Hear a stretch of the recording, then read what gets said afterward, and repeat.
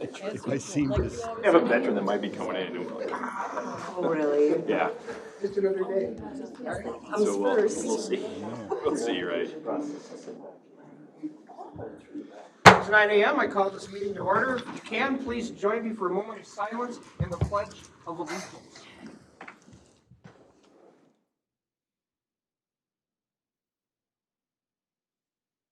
I pledge allegiance To the flag of the United States of America, and to the republic for which it stands, one nation, under God, indivisible, with liberty and justice for all. Good morning, everyone. Thanks for coming. Hopefully everybody gets out and votes today. That's a very important part of participating in American society. First thing will be we'll have a motion to approve the proposed meeting agenda. So moved. Moved by Commissioner Holtz, Second. seconded by Commissioner Gray. Any further discussion? Hearing none. All those in favor, please say aye. Aye. Okay, motion carries. Next will be open forum. Do we have anybody signed up? No one has signed up. Okay, so no one's come for open forum. Next item on the agenda will be the consent agenda. I'm not aware of any other changes to the consent agenda, so at this point we'd entertain a motion. Mr. Chair. I'll move approval. Moved by Commissioner Bovee, I'll second. seconded by Commissioner Danilowski. Any discussion? Hearing none. All those in favor say aye. Aye. Motion carries.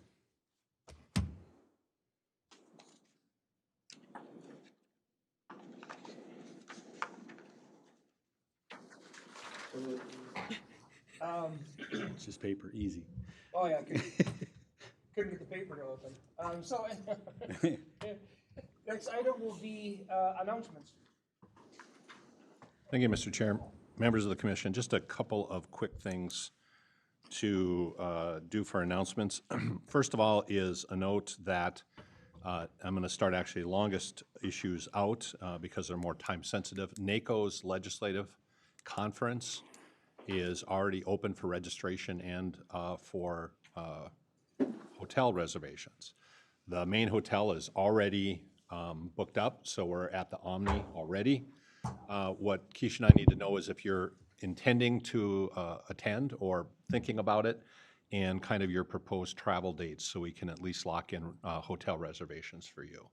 You have to register for the conference in order to do the hotel block, right, Keisha? Yes. So if you can look at your calendars and she sent you an email, it would be just, it's more timely. It doesn't mean we can't accommodate later, but it might mean you're not in the first hotel, second hotel might be a third hotel at that point. So any questions on that? Anybody need the email resent? No, I already sent mine back. Yep. Okay. All right, good. And then also a little bit more advanced, AMC, the December conference is coming up. That's the annual conference for AMC. Just a reminder, we like to put together a really nice basket. They do a county competition, a little different this year because we've been running a little lean on things. Is I'd like to ask each of you to identify something that we could put into the basket that we could do for the county. The items have to be either donated or purchased and not by county taxpayer funds. So in the past, I've collected money from you. So if you have an idea, I'll go get it, or if you want to grab something and bring it in between now and basically the next board meeting would be the most ideal time. We'll put together the basket, typically just go and buy a nice large basket and put it together. I'm also going to ask the department heads for ideas as well because we want to broaden our list. So Keisha found some locally grown popcorn, or popcorn for popping, actually, right? And so we've kind of defaulted to, you know, Lupulin and Shipwreck and things like that. So maybe we can go beyond beer this year. So although it's a good thing to be known for. So and so if you would think about that as well, and again, any reservation information that you want to bring to Keisha would be greatly, or get to Keisha would be greatly appreciated, so we can get you registered and everything. And then finally, just a little bit of conversation about the 19th of November. We had tentatively planned a tour for you that afternoon. You remember the doodle poll, to go to Washington County to look at their household hazardous waste facility and the large Washington County, Ramsey County waste processing facility, which is an industrial scale. The challenge we have is we also have a board meeting that morning, and now we have an invitation from Xcel Energy to go to the ribbon cutting for Sherburne Solar 1. So good news, bad news. Bad news is that at the last board meeting, you tabled an item to a date certain, and the date certain was the 19th of November, and that is the Haunted Trail. It is not movable at this point because of how you tabled it, so we have to have a meeting on the 19th. That's the bad news. The good news is there's a couple of options for you. Option number one is if there's an individual or two that wants to go to the or the ribbon cutting, obviously you can go and come back to the board meeting, and the board meeting would proceed with a majority here. Option two would be if you want to open the meeting at 9 o'clock and recess it to a time certain so that we can reschedule everything, then some or all of you could choose to attend the ribbon cutting. At this point, though, that runs into that afternoon activity, plus we need to schedule the public hearing for the cannabis ordinance, plus we're bringing the planning and zoning cannabis ordinance to you for approval, plus we currently have both our federal and state lobbyists planning to come in to talk about the election outcome and looking forward. None of that cannot be accommodated. We can accommodate your wishes. If you were thinking about recessing, I would suggest no later than 10:30 or 11 so that we can try to have a full board meeting. What's that? 10:30? Try to have a full board meeting and still get the tour in Washington County. Or your desire, if you want to push it to the afternoon for a meeting, we will accommodate, and then we can reschedule the tour for a later date. The one suggestion was consider an evening meeting. I guess I would respectfully ask that you maybe think twice about that, simply because we do have some other things and people involved that I would either have to reschedule or it adds their, takes up their evening as well. So with that, I'll look for direction from the board on how you want to proceed on the 19th. Mr. Chair, I would suggest that we just send a representative to the ribbon cutting and proceed with the meeting. I don't see any reason to postpone county work for, all 5 of us to attend a ceremonial piece. So if somebody wants to go, wants to volunteer to go, I would be fine with someone going and just representing all 4 of us. Yep, Mr. Chair, I agree with that. Set them to, we got county business to keep on track, and if someone wants to attend it on our behalf. Yeah, we kind of wanted, Gary and I, we wanted this to be looked at by the whole board, at least have the options, and thank you for all the work you put into just look at it. But, when it first came up, it's just not something that I wanted to, just the 2 of us make the decision on the behalf of the board, because it is a pretty transformational moment. I mean, at least the ceremony part of it. Obviously, it's been built, parts of it are functioning, but it does represent a big moment of change for the county. So I didn't want to be just, the 3 of us making this decision without the full input from the board. But if the consensus of the board is that we do, has already been planned, and without all the work that I made everybody do, send the representative, then that would be fine. Lisa? Yes, I agree with that, and I have library that evening, so I cannot switch the meeting to the evening, and I don't know that the HHW visit's going to work for me either, because I have library starting at 5, so. Okay. Is there anyone in particular that wants to go? And I think if if 2 of you go, again, that's allowed, and if it's the chair and vice chair, then we'll just have a acting chair to facilitate the meeting, so. I think when the meeting's being held, I have to be here. I mean, I really do think that that's important. I mean, this is job 1, but I just wanted to look into any possible alternatives. So, seeing none, we will simply just proceed as was originally planned, I guess. I do appreciate your thought on, because you're correct, this is a pretty big deal for the county and the transformation of how we're going to be getting our energy and stuff with the solar farm. So I do appreciate your consideration of wanting to look through and see how it can be accommodated. Yeah, I think we'll reach out to Excel because I think they didn't include us in their thought process and this ribbon cutting before. Oh, we've let them know. Okay, because there is, this is Sherburne Solar 1, there's going to be 2, there's going to be 3, there's going to be 4 probably. So it's not like it's the last one. So we can facilitate one of them. We can just get it work with them to get a better scheduling, so it doesn't interfere as much with us as a county board meeting. I also would be fine with staff representing us. And Brian's going to go, oh, I'm sorry, I cut you off. I apologize. If And this way, it's on the, it's on the, at least on the public record, it's not that we don't care, we just are busy, right? So, I mean, as we all know, the interesting emails that we get, so, Yeah, no, I'm fine with that. yeah, okay.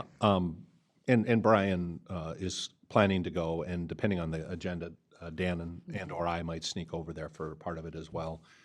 So we'll definitely have staff there, and we can also, if it's important, we can ask if one of the elected officials might be able to attend in our stead. I think Lynn, unfortunately, will have to be here for the planning and zoning items, but maybe Michelle or Lorraine, if wants to go. I'm assuming Kathy will want to be here, but we can make sure we have the right folks there. So, the last item I had was a quick election update. Dan's going to see if Lorraine can break free. She was planning on it. If she doesn't show up here in the next couple seconds, what I'd suggest is go to the first item, and then if you would just return to announcements. We just want to take this opportunity to give you an update since given last night. Okay. All right, so yeah, she'll just poke her head in. So since it's not an agenda item, if you want to return to administrator announcements at that time, that would be fine. There's no action or anything, it's just update for the board. Absolutely, that works And out it'd be better to hear it from her than me, because I'll get something wrong, so. right. Right. Yes. Always, direct information is always the best. One question for Administrator. I understand there was a letter to the editor on the, once again, on the vault toilets. Were you planning on writing a response to that? I think at this point I was going to write a short response and just make it clear, and I think I'll just make it clear how the audit process works, because that seems to be the issue, but I'll take board direction. Oh, I wouldn't mind helping, taking a look at that with you. Yeah. Based on my conversations as Yeah. well. Yeah, okay. where was the letter to the editor? Patriot. I don't get that. I will look it up. Okay. So are we ready to, Regular And agenda. it might be something too that, depending on, the board's interest, I could bring it back and it could be a board letter too. It doesn't have to be an administrator letter. I mean, so I consider the issue put to bed, and, given we have federal audits for the ARPA funds, we have state audits for the state auditor, we have our internal audit process. I'm not sure more, unless an individual citizen would want to pay, it's all public records, they could pay to do their own audit, and, but I don't want to go there without, vetting it. So I'm not sure what more we can say, so. Yeah. okay. All righty. So, okay, moving on then. First item on the regular agenda is consider approval by proclamation designating November 4th to the 15th as Operation Green Light for Veterans in Sherburne County. Good morning. Good morning, Chair. My name is Larry Fonder. I am Sherburne County's County Veterans Service Officer, and today, in conjunction with the Sherburne County Veterans and Allies Council, I would like to make a motion to accept a proclamation designating November 4th through the 15th, 2024, as Operation Greenlight for veterans in Sherburne County. The National Association of Counties and the National Association of County Veterans Service Officers invite the nation's 3,069 counties, parishes, and boroughs to join in Operation Greenlight and show support for veterans by lighting our buildings green. By shining the green light, county governments and our residents will let veterans know that they are seen, appreciated, and supported, and highlight the locations where former service members can gain assistance to access to the resources that they need to thrive. And now, if you will, I'd like to introduce Ms. Nikki Sandberg, one of the members of the Veterans and Allies Council, and also a spouse of a Marine, to read a quote that expands more on Operation Greenlight. Good morning. Green is the color of hope, renewal, and well-being. Green light is also a term commonly used to activate forward movement.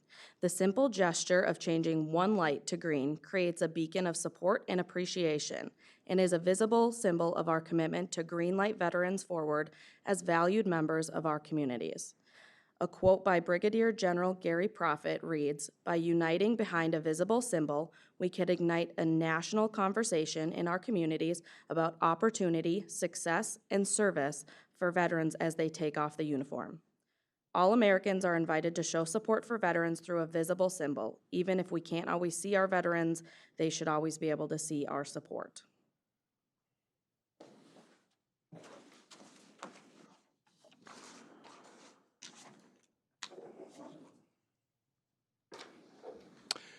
Proclamation supporting Operation Greenlight for veterans. Whereas the residents of Sherburne County have great respect, admiration, and the utmost gratitude for all of the women and men who have selflessly served our country and this community in the armed forces. And whereas the contributions and sacrifices of the women and men who have served in the armed forces have been vital in maintaining the freedoms and way of life enjoyed by our citizens. And whereas Sherburne County seeks to honor these individuals who accepted the high price of freedom, swore to support and defend the Constitution, and pledged to place themselves in harm's way for the good of all. And whereas approximately 200,000 service members transition to civilian life annually and continue to serve their communities in congressionally chartered veteran service organizations, nonprofits, religious groups, and civil service. And whereas suicide rates for veterans increase in the early months after transition from military to civilian life and remain high for years to come. And the U.S. Department of Veterans Affairs' most recent annual unadjusted suicide rate for veterans was more than double the non-veteran rate. And whereas Sherburne County Veteran Services helped Sherburne County's 5,504 veterans and their families access health care, rehabilitation, relief, and compensation benefits totaling nearly $98 million each year. And whereas Sherburne County founded the Veterans and Allies Council Employee Resource Group in 2024, where county employees commune and carry out a goal of supporting veterans and those impacted by military service. And whereas the National Association of Counties encourages all counties, parishes, and boroughs to recognize Operation Greenlight for veterans. And whereas Sherburne County appreciates the sacrifices of our United States military personnel and believes specific recognition should be granted. Now, therefore, be it resolved that in addition to the observance of Veterans Day, November 11th, Sherburne County hereby proclaims November 4th through November 15th, 2024 as Operation Greenlight for Veterans, a time to salute and honor the sacrifice of our women and men in uniform transitioning from active service. Be it further resolved that in observance of Operation Greenlight for veterans, Sherburne County encourages its citizens in patriotic tradition to recognize the importance of honoring all those who have made immeasurable sacrifices to preserve freedom by displaying a green light in a window of their place of business or residence. So signed this 5th day of November, 2024. Thank you. At this point, we'd entertain a motion to approve. Mr. Chair, I make a motion to approve. Mr. Chair, I'll second. Motions, Commissioner Danlowski seconds. Is there any further discussion? I just want to say thank you for all of those on the dais that have served, all of our employees. I loved the video that was put together. That was brilliant and so meaningful. And it was a great for us to show that to our community, all that the veterans that served our country and continue to serve our community so well. So thank you. Yeah, I just want to say thanks too. This is such a small thing that we can do to make it worthwhile for everyone. So appreciate it. Yeah, Mr. Chair, I concur to everything that has been said. We owe such a debt of gratitude to all of our men and women who have served, continue to serve, to protect what we hold dear in our freedoms, and maybe not necessarily understand that it comes at a cost.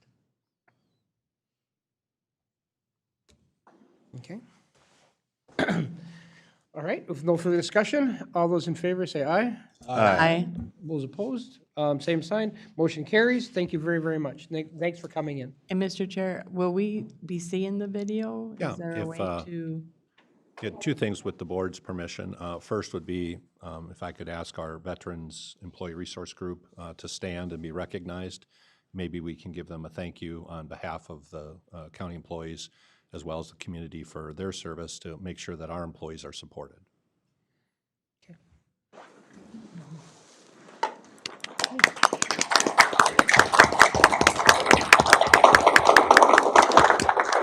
And could we also recognize the staff, the staff from your office that are here joining us, Erica and Mike?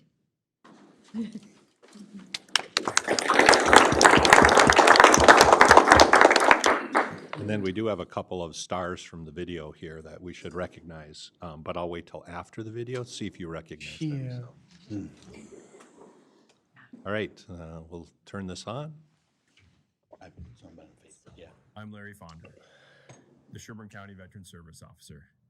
And on this Veterans Day, we'd like to honor those in the armed forces who have served and those who continue to serve our community as employees of Sherburne County. To those who served in the armed forces, we thank you for your sacrifice and continued service to our community. When you joined the military, you accepted a responsibility the protected will never know. That responsibility weighed heavier for some than others. And if you're struggling, there's an entire community willing to help and a nation thankful for you. For immediate need, call the Veterans Crisis Line. Dial 988 and press 1. That is 988 and press 1. And a live person will be there to help. No matter the era in which you served, muster the strength and make the call. Although we faced challenges, we lived. And Veterans Day is a day to celebrate you, those who lived. We'll lament our fallen comrades on Memorial Day. So this week and the next, smile, laugh, and reflect as you remember the pride of that first promotion, the joy of receiving a letter from home, the sloppy plop of SOS at the chow line, the dichotomy of wearing a reflective belt in a combat zone, the smell of jet fuel on the flight line, the long silence when standing the watch, and the deep comradeship born of shared hardship. And as you remember, know that all of us here at Sherburne County are grateful for your sacrifice and proud of your service as a soldier, Marine, sailor, airman, guardian, and Coast Guardsman.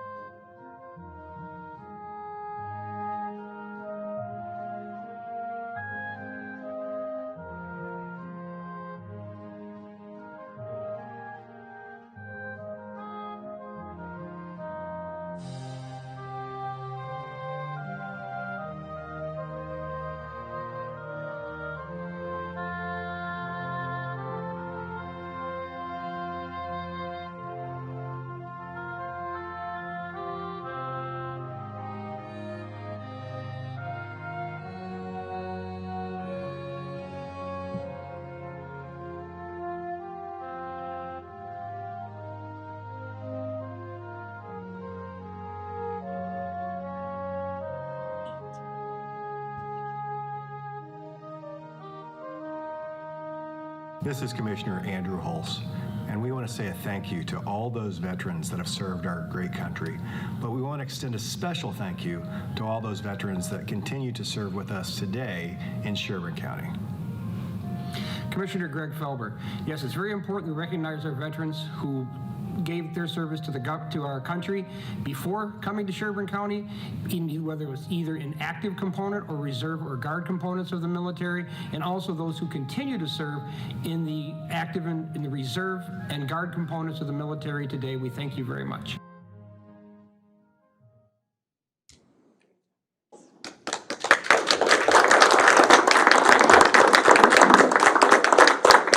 Then as we wrap up this, I'm just wondering if our the veterans who are in the room today would be willing to stand and be acknowledged and thanked.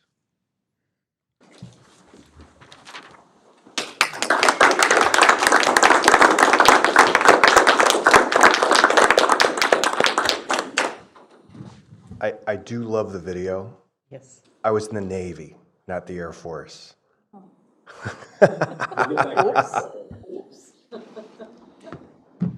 That's actually good to know. We'll get that corrected today, so. I know, it's just, it's Did you fun. just see it? Did you see that error? Okay. Yeah, no, this is perfect. We're just rolling it out, so we'll get a hold of Angie and get that corrected, so. All right. Because the Navy flies all the time.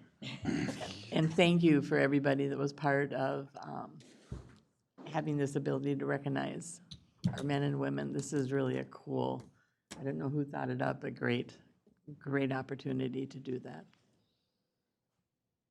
Yeah, that actually came out of, I think, the Veterans ERG, didn't it? And probably a little bit of attribution to Josh and Larry. I don't know who else you want to speak up It with. was, this was an idea that came out of one of the first acts that the Veterans and Allies Council came up with for recognition. And so for those that might not be aware, so that's posted to the Facebook page, but also there is a version of the video that we'll be playing without sound so that we don't drive the volunteers nuts that are sitting up next to the video at the front door. But that is playing on all the screens, in the service screens, and that will be going on through Operation Greenlight, so 4th through the 15th, that will actually be playing. Yeah, I think the video is fantastic. And just to be clear, anybody that knows the inter-service ribbing that we do knows why I brought that up. Yeah, because I'm thinking it's nothing I would notice, but I've heard that before, that the inter-service. And I forget how that works, isn't it? That the Navy has more planes than the Air Force, the Army has more ships than the Navy, and the Air Force has more vehicles than the Army, right? Yeah. So another question, have we pushed this out to our cities and townships just to invite them to do Operation Greenlight on their facilities?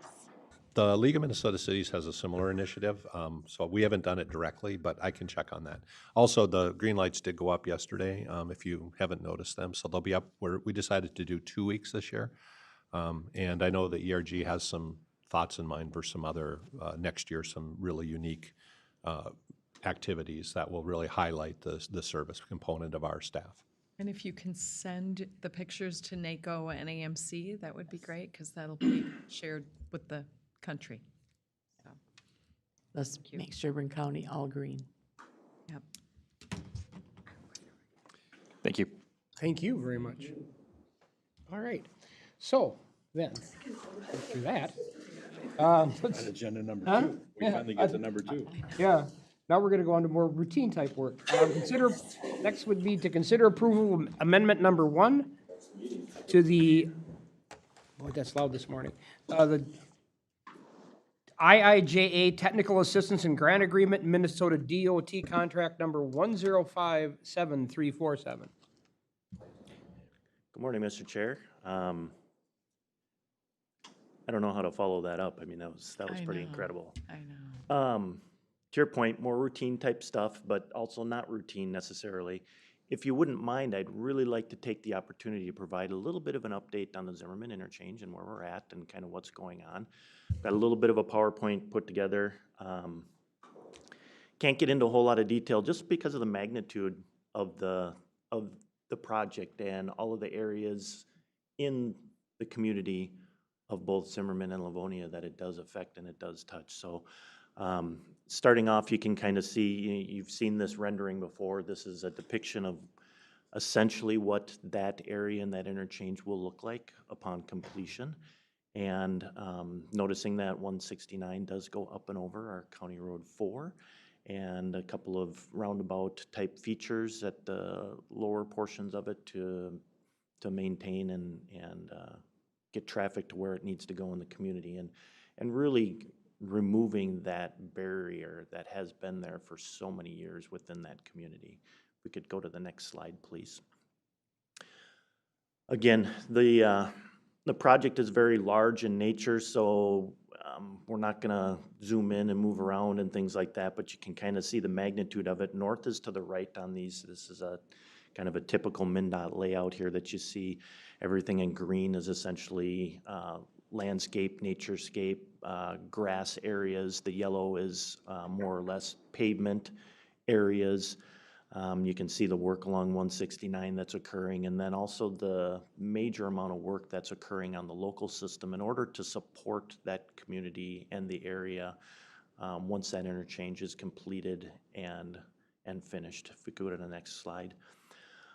We've talked about it before, but just as an update again, as a reminder, as we start nearing turning dirt next spring, this is kind of the construction staging maps that we've put together. So everything in the, I'll call it peach and kind of pinkish color there is what will be worked on in 2025.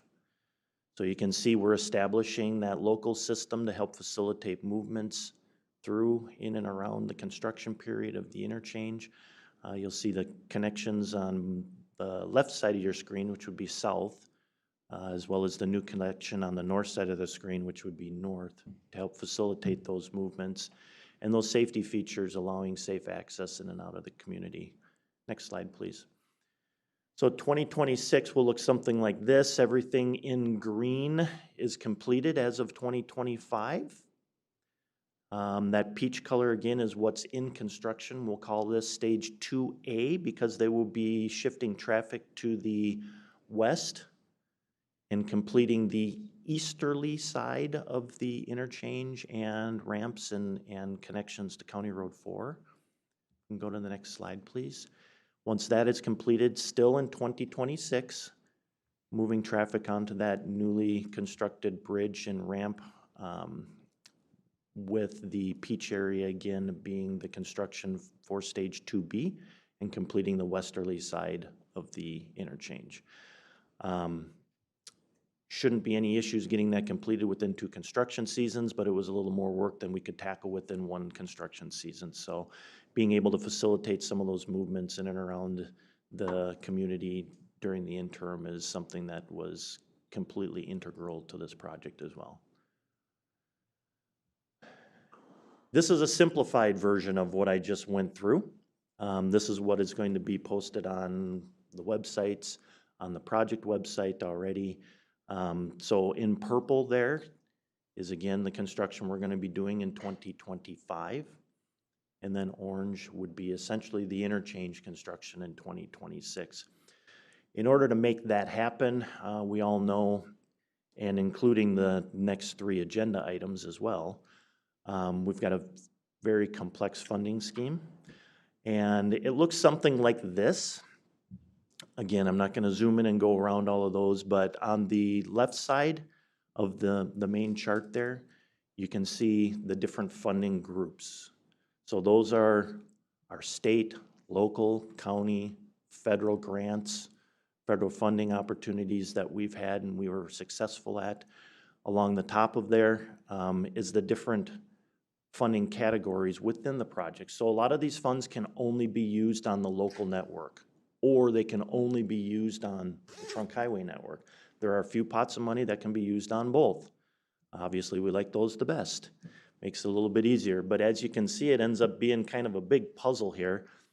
The X's in the box are essentially showing that those pots of money aren't eligible to be spent in those project areas. The green areas mean the opposite. It means those pots of money can be spent on those construction portions or design portions. So the other aspect that plays into this is that a lot of the federal funds require a non-federal match, which would be either state or local funds. Some of the state funds require local match as well. So pulling all of that together and understanding how that works is something that we do as a team. I don't expect that to happen at the board level. Just understand that we are meeting all of our funding requirements, all of our federal and state match requirements, and getting those funds applied in all of the appropriate areas within both construction and design and property acquisition. Next slide. I think that wraps it up. So back kind of to the rendering of what it kind of looks like. So as I mentioned, we're going to start seeing a lot of these grant agreements come through, which is what the next 3 items are on the county board agenda. There's going to be a number of them. Each one of those boxes that we saw within that last chart will have an associated grant agreement with it. So we're looking at probably in the course of 12 to 15, maybe 18 different grant agreements. Most of them will be with MnDOT or through MnDOT as the federal funding fiscal agent. So the ones we're seeing now, the next 3, relate specifically to both design and property acquisition. And with that, I think we're ready to get into the actual agenda items if there are no specific questions. All right. Okay. Thank you for the opportunity to just give a very broad overview as to what's going on. I was maybe a little remiss in saying also during my presentation that we do have plans to have another public open house in the springtime in and around that area that the contractor is selected, so that we can have them there as well to talk more about what that's going to look like specifically for both the community as well as the individual residents and business owners that are going to be affected. So, Mr. Chair, something that I've talked with Andrew and David about, and Bruce a bit, is the other things, the other transportation projects going on in Zimmerman along County 4 will be happening at times, at similar times that a lot of this is happening. So it's important as we're going through all of this, this is one piece of a number of projects.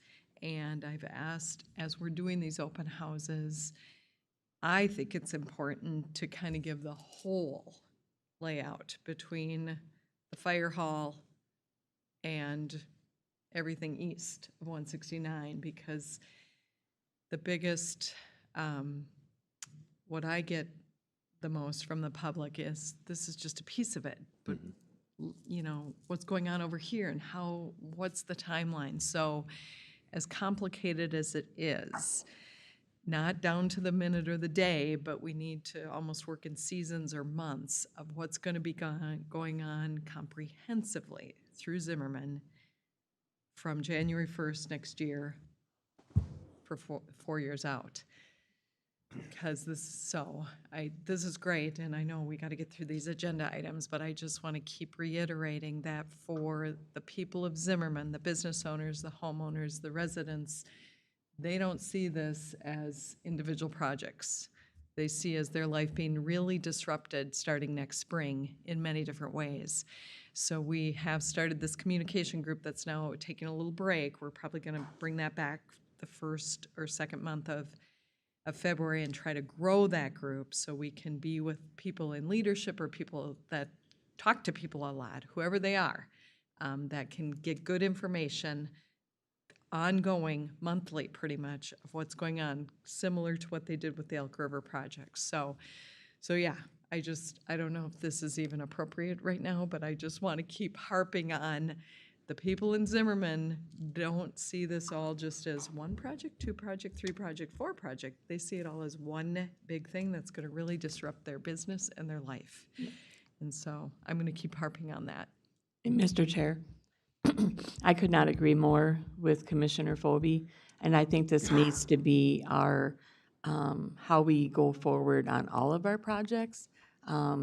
Communication is so important, and no matter how large or small a project might be, it does affect people that are trying to go about their daily lives. So I'd like to see us developed this philosophy, that this is how we go forward in all of the projects that are done in Sherburne County. And I also would like to see, whatever the phases are, there should be another phase added after the fact, that this is the time to address all of the issues or concerns that have come up, that maybe something needs to be tweaked, or something isn't working the way the thought process was. So I think those are important things as well. Yeah, one thing I was going to suggest, I thought Elk River did a nice job of communicating the stages of the project as they went through. They use social media. I think specifically they use Facebook, but I think there's might be some other avenues that they used as well. But I'd take a look at that, and it wouldn't be a bad idea to talk to their team and say what they thought went well on the communication side and what they thought they could have done differently, and see if we can pick up a couple of things there. Because I thought they did a good job, but I imagine they have some lessons learned. Absolutely. And we are using this same consultant that they use, so that was part of what my hope is moving forward, and really leaning into Orange Ball and all that they learned, and the locals. You know, we have looped in people like Debbie Rydberg and the others that have walked that process also, and we'll loop in many more people. So, And Mr. Chair, what I appreciated about watching that project was the positiveness, that they tried to put that foot forward first and get above what can sometimes come out of social media. Is a lot of, once that negative ball gets rolling, it's hard to turn it back. But if you start out positive, I was really impressed with that aspect of the project. And I really would like to see us going forward with all of our projects in the county, something along those lines. so I didn't mean to hijack the whole agenda item. Mr. Chair, will move to approve amendment number 1 to MnDOT agreement number 1057347. IIJA Technical Assistant Grant Agreement to project SAP 07-604-037. Mr. Chair, I'll second. Okay, Commissioner Philby motions, Commissioner Danilowski seconds. Any further discussion? Hearing none, all those in favor say aye. Aye. Opposed, same sign, none, motion carries.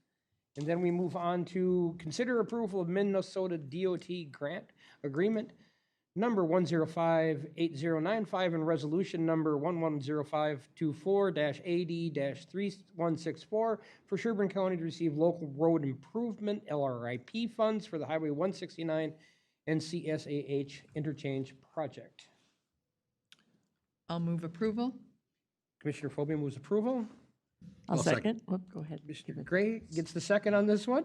And then all those in favor, please say aye. Aye. Opposed? None. Motion carries. Consider approval of IIJA Technical Assistance Match Agreement, Grant Agreement number 1058093 and resolution number 110524-AD3165 with the Minnesota DOT. Move to approve. Commissioner Gray moves to approve. Second. Second. Commissioner Phobie seconds. Any further discussion? I just some comments that, I totally recognize the awesome heavy lift that the staff has done on all of this. You know, we've been working on this for how many years now to see it come together and get the funding, and just that crazy grid of funding and financing and how complicated it is. And I don't understand it all. The public doesn't understand it, but just recognizing that it's been a huge thing to put together. Thank you. I think you've said it's been our biggest project as a county. Yeah. Zimmerman. Absolutely. So thank you, thank you, thank you. Yes. Any other discussion? Totally concur. Hearing none. All those in favor say aye.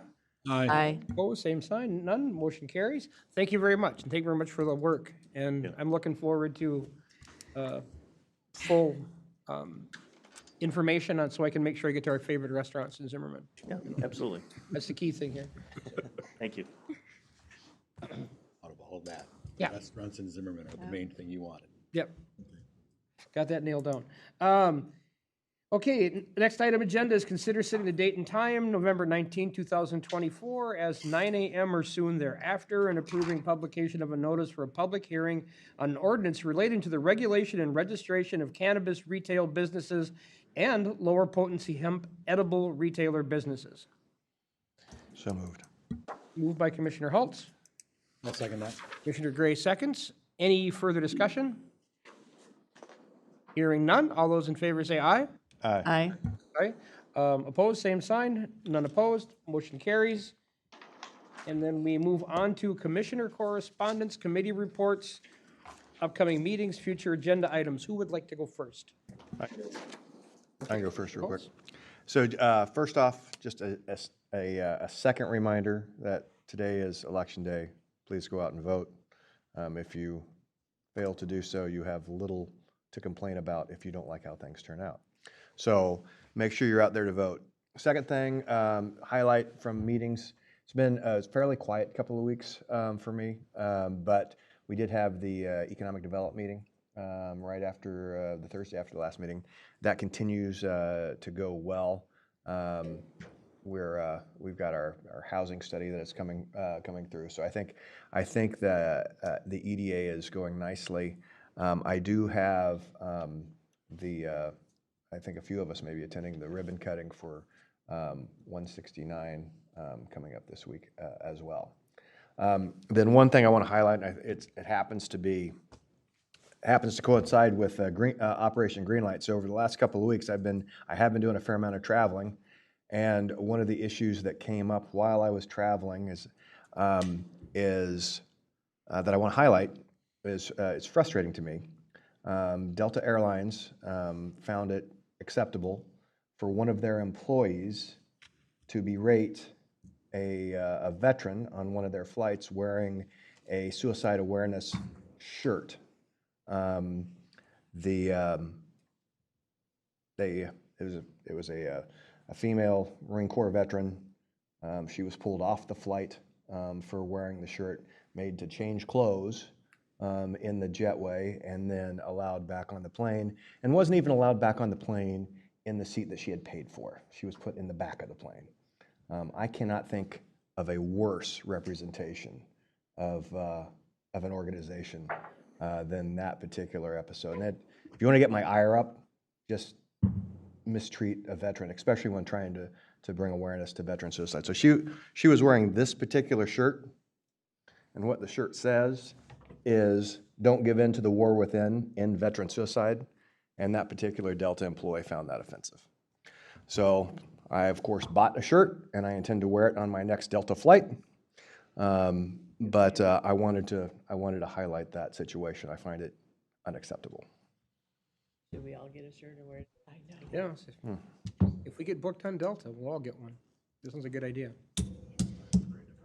That'll be fun. Okay, next. I can go next. Okay. October 15th, I had thank you. October 15th, I had a NACO Central Regional meeting via Zoom.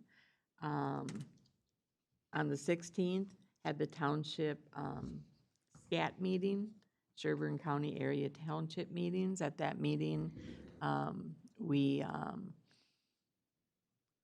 had the opportunity to recognize and say goodbye to Baldwin as a township and congratulate them on becoming the city of Baldwin. And also at that meeting, they had to elect a new president, and happy to say that Ann Felber of Orac Township was elected as their president. Congratulations to Ann. I know she'll do an awesome job in that position. The 17th had a county EDA meeting, as Commissioner Hulls had indicated, and that continues to really go well. We're diving into our housing study, what is all going to come of that, how we're going to use that information going forward. So stay tuned for more work in that area. Also on October 20th, attended in my local community the lighting of the Freedom Rock. and I encourage everybody to come into Big Lake, visit the Freedom Rock. It is at the Lakeside Park. And there, two ladies have been working on this for a good number of years to bring it to reality. And I want to thank Karen Blake and Linda Paulson. They worked hard. There was no taxpayer dollars used in bringing this rock to the community of Big Lake. And if anybody is not familiar with what the Freedom Rock is, there is a gentleman, an artist.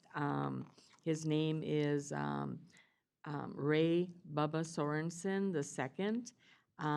And he had made it his mission to put a Freedom Rock in every county in Iowa. And it has become such a huge thing that he is now being asked from other communities outside of Iowa. And this one was the one of the ones that he's done in Minnesota. There is another one that is proposed to be done in Sauk Center. And I just encourage you to come and look at this rock. It is very, very cool. There are 300 and some paver stones that are dedicated to veterans and people who have paid the ultimate price for our freedoms. So please come and visit. It is really a cool thing to see. And I want to thank those two ladies for all of their work. I want to thank everybody that was involved in donations and working so hard to make this a reality. It is just a beautiful dedication to our service members. And then October 23rd, attended the Sherburne County Sub-Coalition meeting. Also that same evening, attended the Big Lake Township Board meeting. And then after that, I had the privilege of going and attending the Big Lake Sub-Coalition cannabis event that was held at Saron Lutheran Church. And it was the Backus family. This was an opportunity to listen to the Backus family's personal story and about losing their son to suicide via cannabis-induced psychosis. Also learn about the new world of THC and the opioids and how you can protect your children and your families and walk away with tools and resources, education, and hope for our community. And it was an amazing, I mean, you just left pretty much in tears because the concern of what we're getting ready to address, I don't think that we have even yet to begin to understand the magnitude of the equal and opposite reaction to what the legalization of cannabis is going to be doing.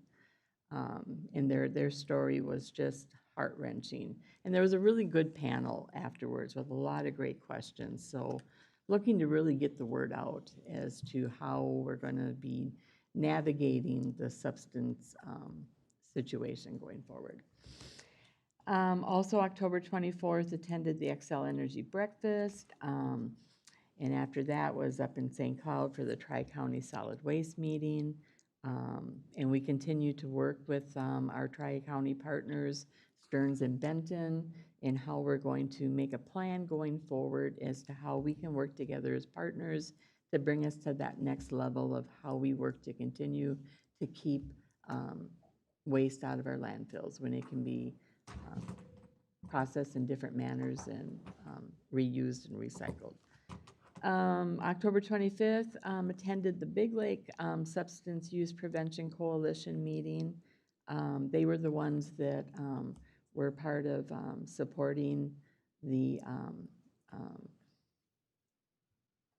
Backus family to come and talk with the community. And October 28th, attended my options board meeting. October 29th, had a Zoom meeting with Bruce and Brian, looking to do some AMC platform suggestion amendments to the child care platform and the housing platform. And that is in process. That's been submitted to AMC. Attended the law library meeting that same day.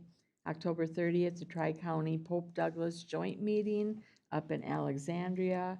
We were able to do a tour of their expansion to their burner facility, and also were able to visit their household hazardous waste building that they're just building and getting ready to open. October 31st had our CMRP meeting, Central Mississippi River Partnership meeting, and that one is where we decided to go forward with creating a 501c4 style organization to move forward with a new bridge location somewhere between Monticello and Big Lake. And the last event that I had, November 1st, I attended a Zoom meeting that was about the future of AI 2.0.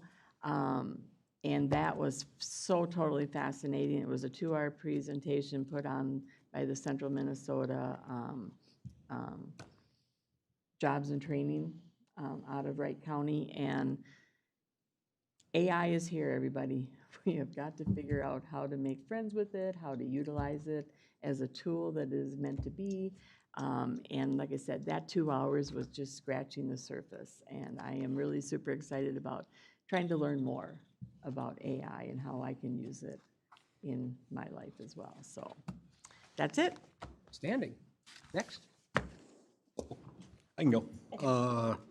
On the 16th, I did the Two Inlets Park meeting, focused mainly on a lot of discussion, but a lot of discussion around the salvaging of the old barn, what we're gonna do with that, whether we move it, take it apart. The SCAP meeting that we all attended on the 16th. The planning and zoning meeting was on the 17th. On the 21st, we had a chance to have Sally Fox up and look at 10 and 11 and the Two Inlets Park. She came out and got a visit with that. That was great to do.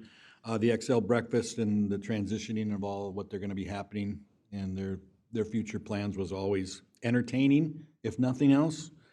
That morning also had the DEIB meeting. On the 28th, I did the NACO, Agriculture and Rural Affairs. A lot of stuff on maternal health care, and a toolkit for that, and what the EDA for rural development that they're talking about.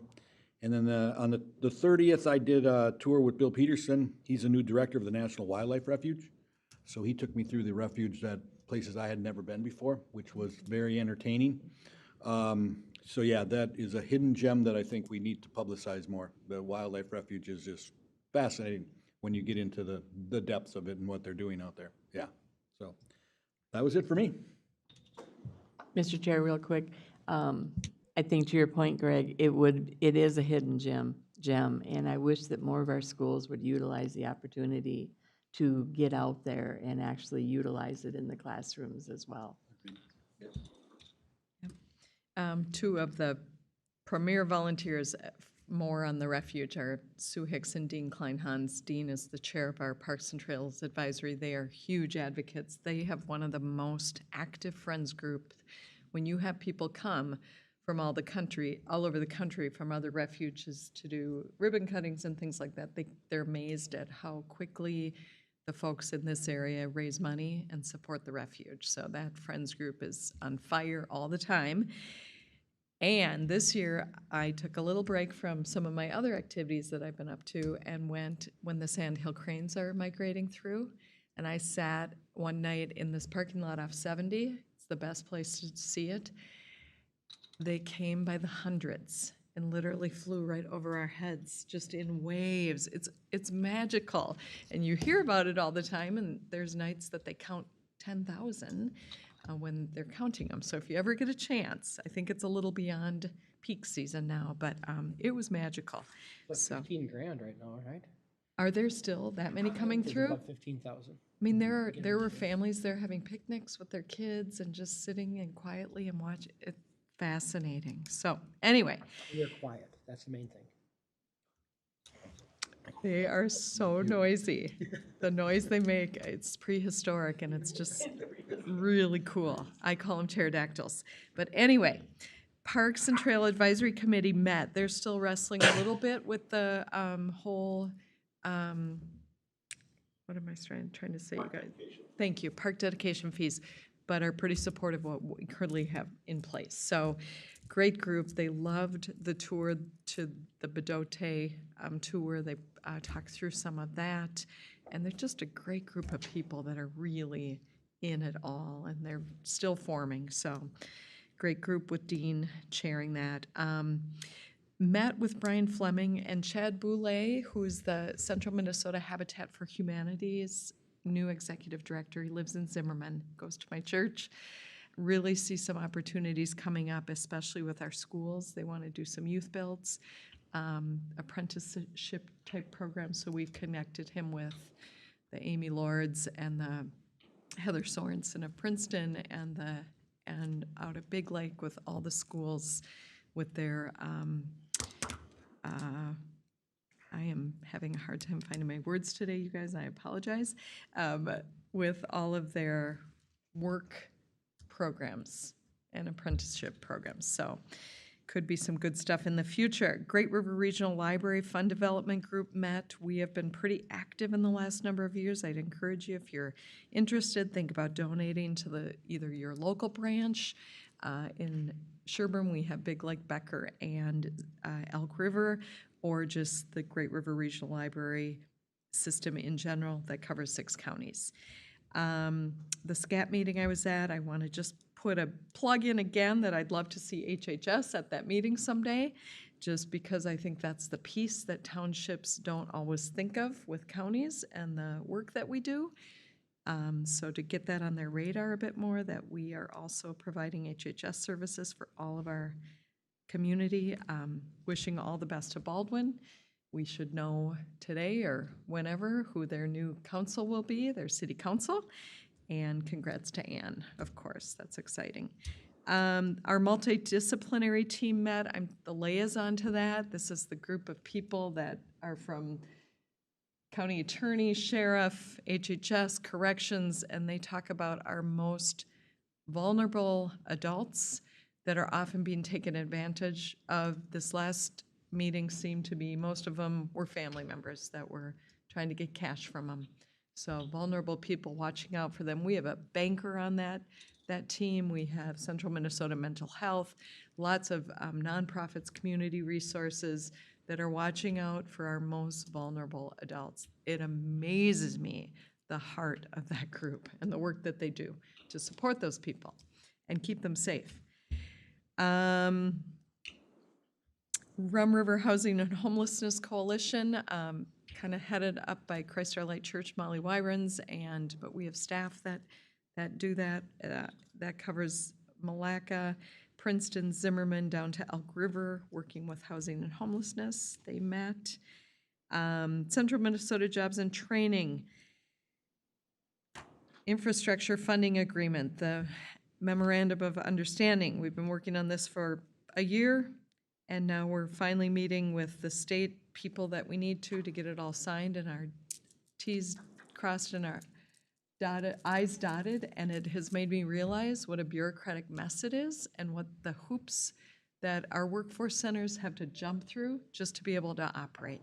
So I believe there's some legislative ask there in the future, not sure exactly, but if you ever saw a flow chart of money coming out of the feds, coming to the state, and what the workforce centers have to do to actually get that money, it's a crime, in my estimation. So stay tuned.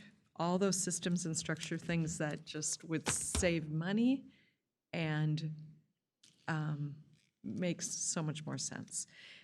Princeton Public Schools are starting to meet to determine whether they need to go out to the voters in the future for money. They're one of the few districts in the state that don't have an operating levy right now. Toured Plastic Products in Princeton, manufacturing company for Manufacturers Month.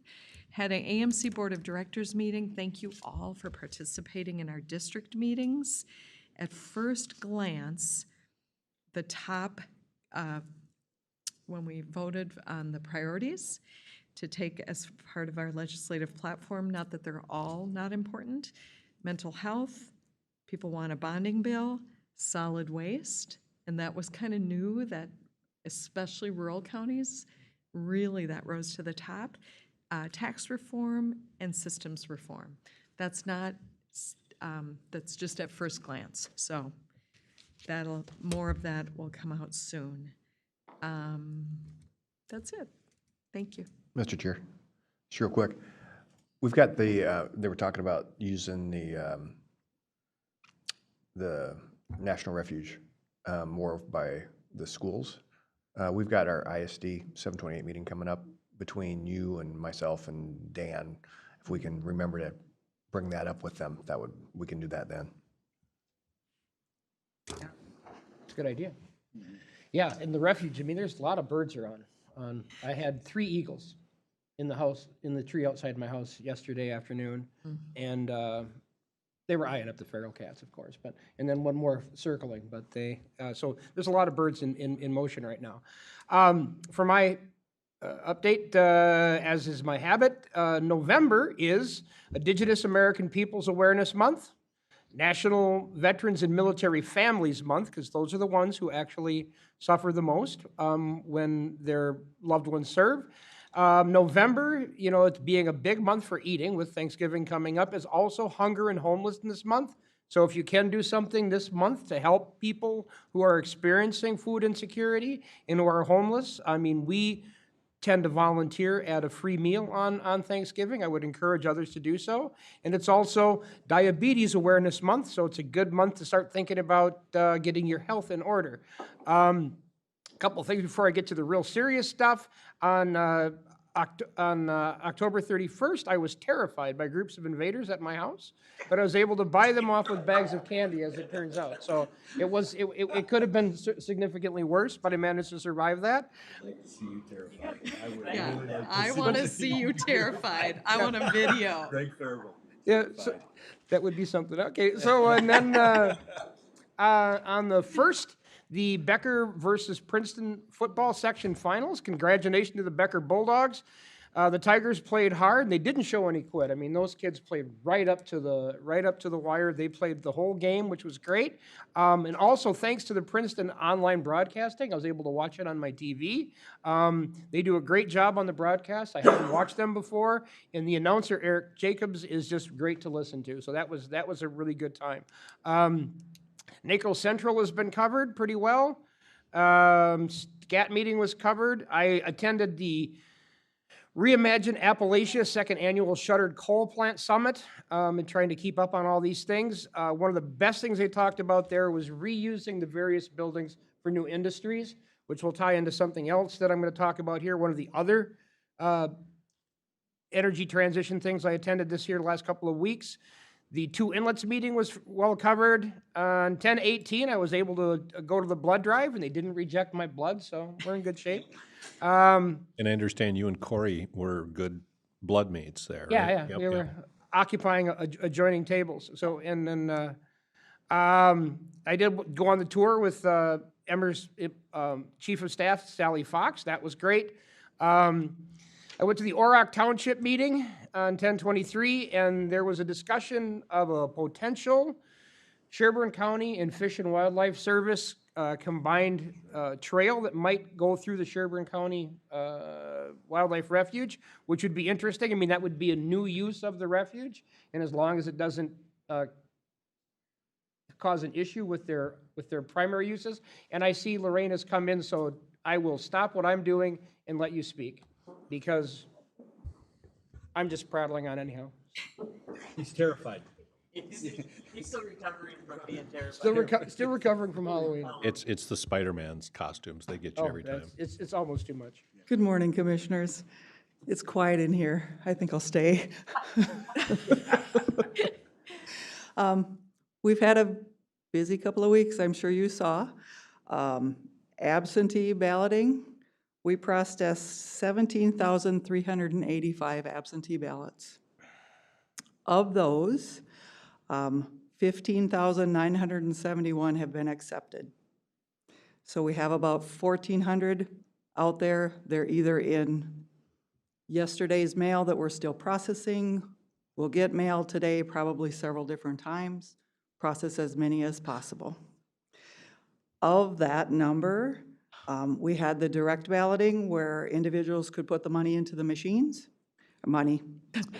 Tell where my brain is today. The ballots into the machine. It's been a morning, sorry. Absolutely. Direct balloting of that 15,000 that we've accepted, 8,710. Those are people that have walked into the courthouse and put a ballot into that machine. Between the courthouse and the city of Elk River, that's where those numbers fell. So it's been busy. We have had several individuals go to their polls where they're marked A, B, and those polling places are told to check with us and make sure that their absentee ballot's been accepted. If it's not been accepted, we will spoil it on our end, and they can vote at the polls. So it's been busy. In context, 2020, we had a little over 21,000 absentee ballots. So it really ramped up this last week. So, yeah. That's fantastic. Thank you very much. Lorraine, would What you, did you do? would you be willing, after the commissioner's questions, just to address quickly how the city of Baldwin results will be accessible tonight? Oh, yes, absolutely. The city of Baldwin does not have a set in the state system. So the state system will have a link to our website where we will post the results for the city of Baldwin.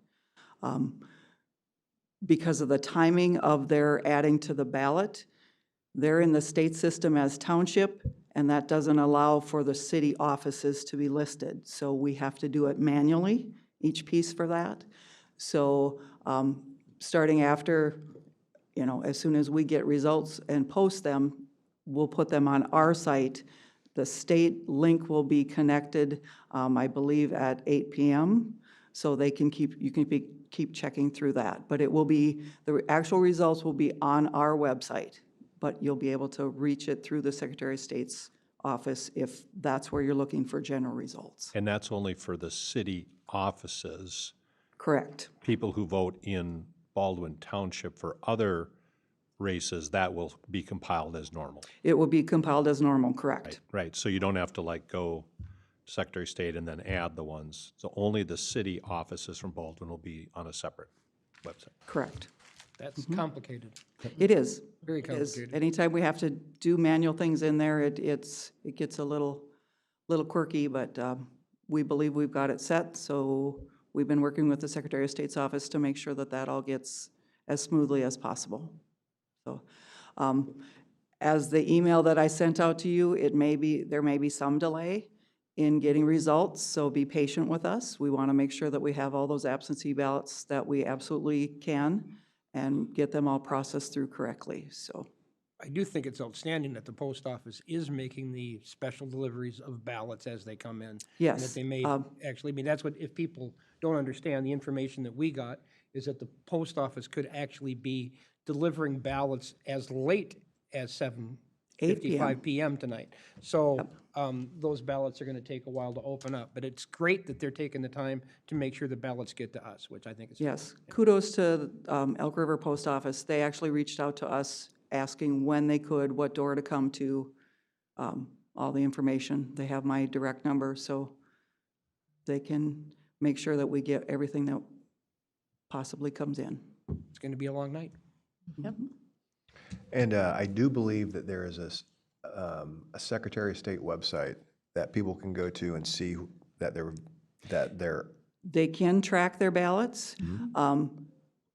There's a little bit of a delay That's what with I was how gonna that ask goes in about. there. Yep. Yeah, I was going to ask about the delay on that. Yep. So, because information that, the mail that we got yesterday is not fully processed through, so it might be marked received, but not accepted or rejected. So there's a whole process they can follow through. And it's a little bit quirky where if they don't put in their exact information, it's going to show that they didn't get a ballot. So it's a little bit quirky that way. We do get calls asking. So, and again, the polling places are checking with us before they're sending someone away who's marked with an absentee ballot. So. And I just wanted to say kudos to your staff. And I took the opportunity to vote early.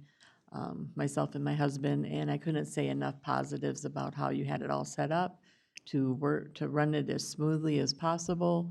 And there was a lot of social media questions that I took the opportunity in my local area to give information to from our website, and explain the process if you do go in to do early voting. And you get that nice piece of paper from that very nice person that's volunteering their time, and you fill it out with your driver's license, the last 4 digits of your social security number, all of your information, and then you walk up to the counter, flip it over, sign it in front of the clerk, and do your vote, feed it into the machine. It worked We very did get nicely. several people that questioned why they had to fill out a form and why we wanted, you know, either the driver's license or the last 4 of the social. So we did have to explain that because we had all the ballots and we had to double check if they were registered, it's not just on a poll pad for just that precinct. How you registered, when you registered either with your driver's license number or the last 4 of your social, or possibly both. We have to verify that when they come in and request an absentee ballot. Yep, I was So- happy to give both. I thought the process Yep. worked. So I mean, we did end up explaining that to a lot of people, and they understood once it got explained. Because when you go to your polling place, you're not required to show identification Right. unless you do not come up on that poll pad and you need to re-register. So we just, you know, we want to make sure that people understand that we were not asking for your driver's license to show that. Yeah, and like I said, kudos to you and your staff and all the volunteers and the election judges that helped to make this process work and run as smoothly as possible. And so can't say enough. I appreciate that. I will pass that along to my Please staff. do. Yes, They've been phenomenal, they have. so.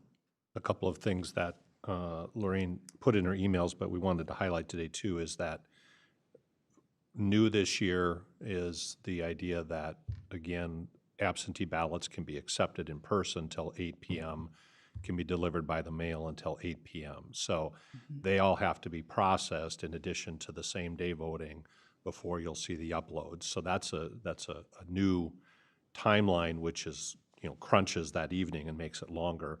The other thing is that the overseas ballots used to be accepted up to, 5 days? Correct. And now they have to be here today They as also well. have to be here. So there won't be that lag of even a very, very small number like used to be. And, you know, fortunately, those who lived overseas and our military were made aware of that, and so there was a deadline to get those in the mail to make sure that they got here as well. So hopefully there won't be any inadvertent disenfranchising of our overseas veterans. And we have reached out to any that have not come in to, you know, make sure that we have a way to get it if you know, if it's not in process already, so. Yeah. And in regards to checking your ballot, if you've done a mail-in, I had a very excited granddaughter call me from Duluth. Grandma, my ballot showed up. They approved it. It's like, good job, sweetheart. We have a lot of new voters. Yeah. So, and that's a good thing. That's a good thing, so. We have replaced one tabulator already this morning. Zimmerman P1 had a tabulator that showed no power, no matter what they did. So Ken and our rep went out there and replaced that with our backup. And we have that machine back here trying to figure out what was going on with that. In the meantime, they put their ballots into the auxiliary slots, so their election judges will be putting those into the machine now that it's up and running, so. Okay. Outstanding. Anything else? All right. Well, hopefully. Thank you very much. Hopefully you have a downtime to be able to, well, I'm not quite sure. When is your downtime? It's not going to happen soon, Yeah, is it's it? not really gonna happen. Next week. Next week. Thank you. No. Thanks, Lorraine. All right, thanks, you guys. Thank you. Thank you. So continue on. Let's see. I also went to the Excel Energy Breakfast, and one of the things I'm looking forward to from that is I do want to see more information on the new lithium storage facilities that we're getting. I do have some concerns about large lithium batteries outside. Tri-County solid waste was covered a little bit. I just wanted to mention that I thought it was interesting that they have an education program on recycling at Prime Elementary School. And there was a new law that boat wrap manufacturers will have to actually kick in funding for recycling of the boat wrap, and that will include ag wrap. And those are two big items that have been ending up in landfills that we probably don't need to end up in landfills. We do have some options for that. I went to from 10:28 to 10:30, I went to the Mobilizing Climate Aligned and Community-Led Capital meetings over in St. Paul at the Deed Building with our EDA person, Brian Fleming. A lot of what we talked about there wasn't really applicable to Sherburne County because it was really targeted towards people who don't have any solar. And a lot of it was targeted by, a lot of the programs that are available are targeted by income and by equity standards that generally leave out a big chunk of Sherburne County. There may be some hope in that we may be able to tap into some of the technology manufacturing dollars that I'm hoping down the road. One of the things, I was the only elected official at this meeting. It was all EDA people and people from various NGO organizations and nonprofits. So I think I was also the only person there who saw anything destructive at all from the climate change. I mean, nobody else even touched on the economic troubles that people are having because of the agenda for clean energy. In fact, they referred to the massive spending of the 2023 legislature as the Minnesota miracle.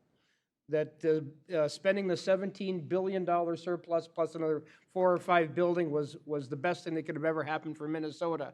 And one of the ideas that, and one of the speakers actually said, money is fake. Money is fake. That was the opinion of one of the folks there who was talking about getting funding for his particular group in the work that they're doing, that money is fake. And that's something that I really think that in government and people that are working with government, we need to get this out of our head, that this money isn't real, because it is the real money that real people have to spend. And when you take their tax money for something that they don't see any benefit from, it is a real concern. And that's probably on that. Emerging issues, we had a meeting of the Emerging Issues Task Force, and we discussed Prairie Island history. Well, I'm sorry, we had an ETAC meeting also at that meeting. We had an ETAC meeting early in the morning, Energy Transition Advisory Committee. And we discussed some future meetings and future plans there.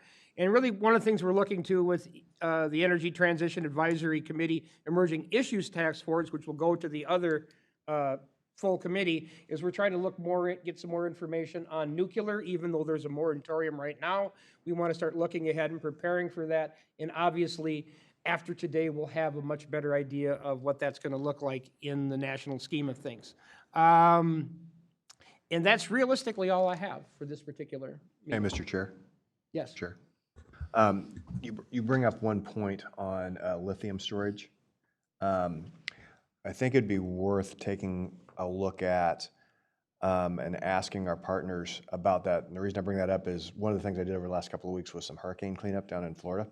And there were a number of fires caused by lithium vehicles, EVs, exposed to, in this case, salt water, but and exposed to water. And the Florida, Governor DeSantis came out and they were specifically talking about this issue where if a fire does happen, there is apparently, it's going to burn until the fuel burns out.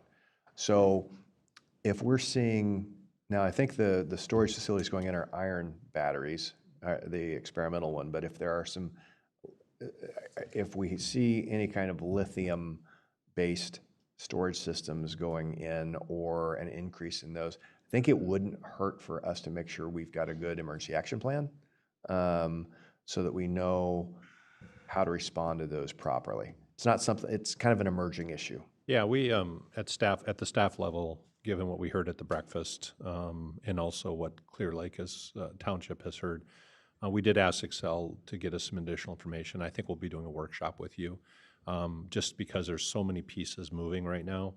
The Xcel Energy has gotten approval for a air iron pilot project, I'll call it, just a demonstration project, federally funded. That is a 4-day storage capacity. That's a huge issue for them. So it's a 100-hour, no, 100-hour battery. 100 hours. 100 hours. That's air iron. In addition, they have given preliminary conversation, very preliminary, for the possibility of a 20-megawatt lithium battery storage facility, which would be in Clear Lake Township. That's a 4-hour storage system. They have a demonstration project already at the Denver International Airport, and I think this is a follow-up for that, but it hasn't gone to the PUC yet. Clear Lake Township Fire folks have expressed concerns. We have the sheriff's aware, as is our EMS, and so I think it's better if we ask Michelle to bring in Excel folks and talk about the different nodes. And again, the way I do it is at the global level, it's good news. They're reinvesting. But the individual components are things that I think you all need to be made aware of. So you have major transmission upgrades occurring, you have the solar projects occurring, you have the synchronous condensing transitions occurring, and then you also have demolition occurring, and now you have the air iron and possibly the lithium battery one. So there's a lot going on, and I think they're amenable to doing that either in December or early in January. It's just doing a workshop with you all. Well, and I think it's a good idea, and I think a specific part of that should be around safety. Yeah. And around emergency response. Anytime you bring in a new technology, whether it's AI or whether it's, in this case, the lithium storage or whatever, there are unintended consequences. And I just want, as a county, to make sure that we're prepared with, a proper emergency action plan. Correct. And on the surface, on the very surface, the Panasonic lithium batteries that they've piloted each have self-contained fire suppression equipment within their cases. But that's all we know. We don't know how effective they are. And given what we saw with Northern Metals, I think Excel understands we're a little gun shy. So Yeah, I've spoke to the Clear Lake Fire Department. They've called me right away when they got word of this. They don't have the capabilities to fight that type of fire. And I also talked to Nicole Ruha from Public Health that, we need to find out what the effects of lithium ion in a fire would be for us in regards to, like you mentioned, the safety aspect of it, the response part of it. What do we have to do that, the action plan we have to have? Yeah, it's a gray area and it's a fluid moving project, so, yep. Yeah, and I think to the point of Northern Metals being an example with that huge fire that happened not too long after they opened, the resources, there was fire departments, every fire department from our local area showed up. There was fire departments from across the state that came to assist in helping to combat that fire. So yes, there's always those needs to understand what does that emergency response look like. Since we brought up the subject of fires, in Frederickson, Missouri, a lithium battery recycling plant lit on fire on the 30th. And it took them quite a bit to put it out, but they had to evacuate a lot of people. There's 3 miles of dead fish in a nearby river. So yeah, it's one of those things that when we really want to take a really good look at this, because when they do burn, it's just difficult to put out. I like the iron air a lot more because it's pretty recyclable and lasts longer, but. Okay, if nothing else, then I think we can. if you would, I think probably recess for a break for 15 minutes. I'll change the clock, and then Brian will get set up, and then you come back, and then we'll go into closed session after that. Okay. Yeah, the clock would be great. Yeah, I'll fix the clock.